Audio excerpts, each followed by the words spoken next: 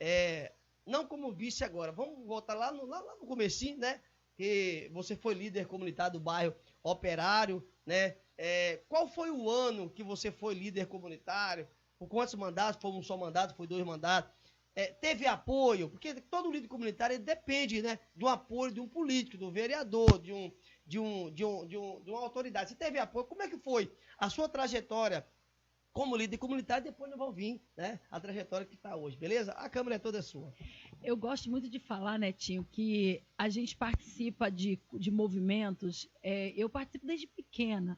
Então, eu me lembro, assim, quando eu cheguei ali, aqui em 86, no Espírito Santo, eu tinha 12 para 13 anos, e com 14 anos que eu já tive a minha barraca, em 88 para 89, eu tive a oportunidade de conhecer, por exemplo, a vereadora Ilma, ali no bairro São Francisco, na primeira eleição dela. Então ele já falava assim, já que ele balançava bandeira, que eu sempre gostava, mesmo menor de idade, eu ia para a rua, eu gostava de balançar bandeira, mas eu não tinha uma consciência política.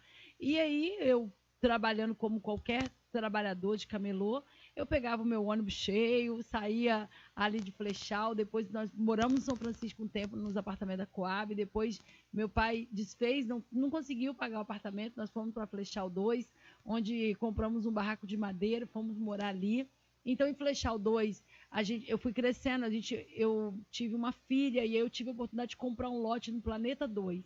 Então, lá no bairro Planeta, eu tive a oportunidade de juntar um grupo de moradores, porque a gente estava incomodado já com a falta de infraestrutura, e nós formei a associação. Inclusive, agora, quando eu escrevi o livro, os pesquisadores foram lá e buscaram a ata. A ata do bairro Planeta, as 6 primeiras páginas são toda a minha letra, escrevendo à mão, da fundação. Eu sou sócia fundadora daquela associação. Eu morei pouco tempo, depois eu conheci... Fez história, né, Jaqueline? Fiz Tem história, história. tem história. E aí, assim, sempre nessa luta de se incomodar com a rua que não tem pavimentação, se incomodar com a falta de água. Nós tínhamos no bairro Planeta, por exemplo, no loteamento, tinha uma mangueira que levava água para as casas, e às vezes a gente ficava sem água, a gente juntava para lavar as vasilhas junto. Então, isso tudo me incomodava, os incômodos me trouxe para a política. Quando eu cheguei no bairro Operário, eu já cheguei conhecendo a Dilson Avelina, lá no Camelô, a gente já trabalhando nas lideranças junto, e eu vim para o bairro Operário, e eu ali comecei a me incomodar também, mais uma vez. Tinha 2 coisas que aconteciam.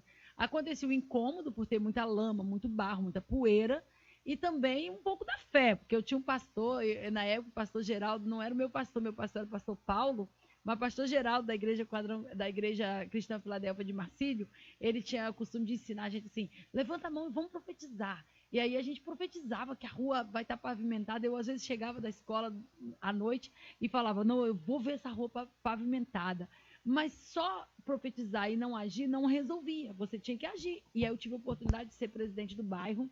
E a primeira vez que eu ouvi sobre o PAC, Programa de Aceleração do Crescimento, foi numa reunião de prestação de contas do Renato Casagrande. Eu recebi um convite do então deputado federal, Renato Casagrande. Eu quero convidar a presidente do bairro. Olha a importância do líder comunitário. É verdade. Eu recebi aquele convite para participar de uma prestação de contas do mandato. E quem é que estava lá, Netinho? O Ciro Gomes. O Ciro Gomes falando que ele era ministro da Integração na época. Gente importante, né? E aí ele falando na prestação de contas do Renato Casagrande, que era deputado. Estava muito distante de mim essas coisas. Eu não imaginava que eu, camelô, um dia fosse estar perto dessas pessoas. Mas aí eu comecei a notar. E quando eu cheguei, eu chamei a minha diretoria, que são vários diretores ali, a gente tinha a Zunete, a gente tinha a Dona Maria, a gente tinha assim, muitos jovens. Eu quero mandar um beijo para o bairro Operário, que participou comigo dessa construção, e nós conseguimos. O prefeito Helder, na época, era o prefeito Helder, ele falou bem assim, nós fizemos uma reunião com ele falou, vou mandar 5 projetos para Brasília. Eu não sei quantos serão aprovados, mas nós vamos mandar 5 e os que forem aprovados nós vamos fazer. E aí, quisera a Deus que foi aprovado o bairro Operário e o bairro Nova Canaã. E foram os 2 projetos de Cariacica que receberam. O bairro Operário recebeu 12 milhões e 800 e começou as obras. Tivemos muitos problemas, a empresa quebrou, depois nós tiramos a empresa, nós fomos reeleita líder comunitária, porque os incômodos sempre nos levou para a política. Eu fui presidente do conselho de escola, me incomodava com o muro da escola quebrado, passei pela municipalização do Colégio Luzibel Prete, então eu me envolvi na liderança comunitária dessa região. Você via a situação e se envolvia na situação.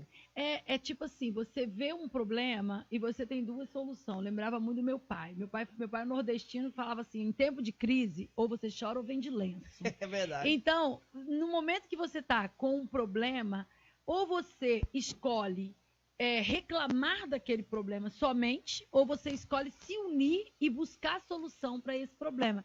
Eu sempre escolhi me unir às pessoas e buscar solução.